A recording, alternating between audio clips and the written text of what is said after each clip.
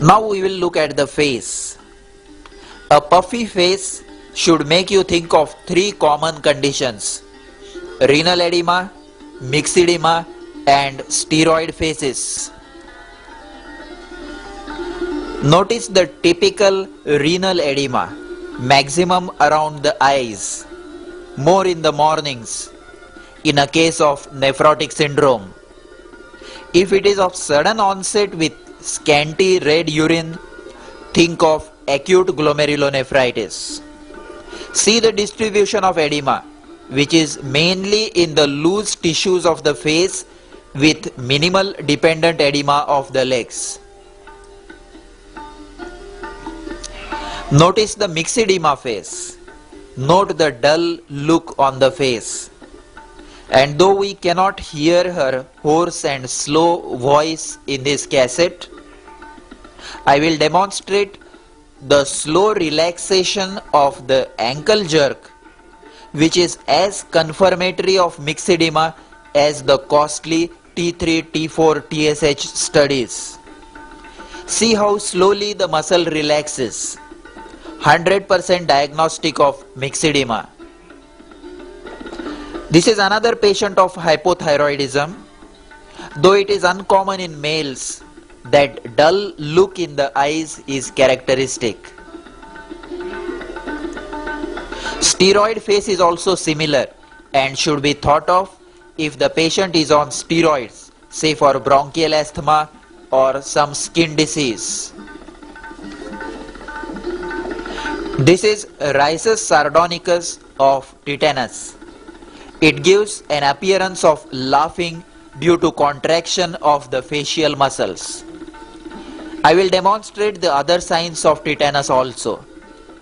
I am asking her to open her mouth, but she can't. She has lockjaw.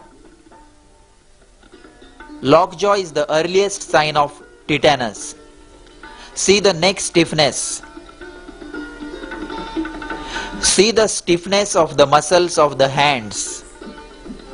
So in every case of muscle stiffness, lockjaw and convulsions, keep in mind tetanus. See the stiffness of the legs.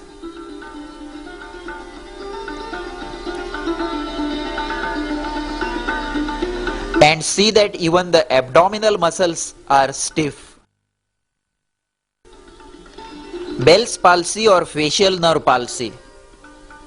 A healthy person suddenly finds on waking up one day that the mouth is deformed and one eye is not closing. See the absence of wrinkles on the left side of forehead on looking up. Ask the patient to close the eyes and note the turning up of the eyeball on closing the eyes, termed as Bell's sign. Tell the patient to smile and the affected angle of the mouth does not move. Let him blow up his cheeks and air leaks through the left angle of mouth. This is left facial palsy. If this patient has pain or some pathology in the ear, refer the patient to an ENT surgeon. Otherwise, treat him with high doses of vitamin B-plex and steroids for 2 to 3 weeks.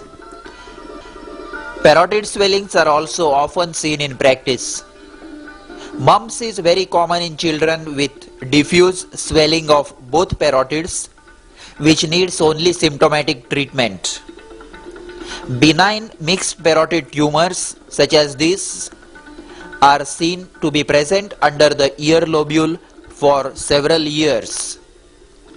If the swelling raises the ear lobule, it is definitely arising from the parotid gland. When parotid swelling is present, also look for facial palsy, and the patient must be referred for surgery, especially if the swelling is long-standing, large, nodular or adherent. See a large and nodular parotid tumor in this old man. Malignancy must be ruled out.